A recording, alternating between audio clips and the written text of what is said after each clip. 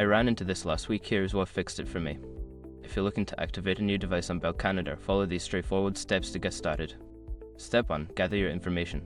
Before you begin, make sure you have your account details handy, including your Bell account number and the main number of your new device. Step 2. Visit the Bell activation page. Go to the Bell Canada website and navigate to the device activation section. This is usually found under the Support or My Account menu. Step 3. Log into your account. Enter your login credentials to access your account.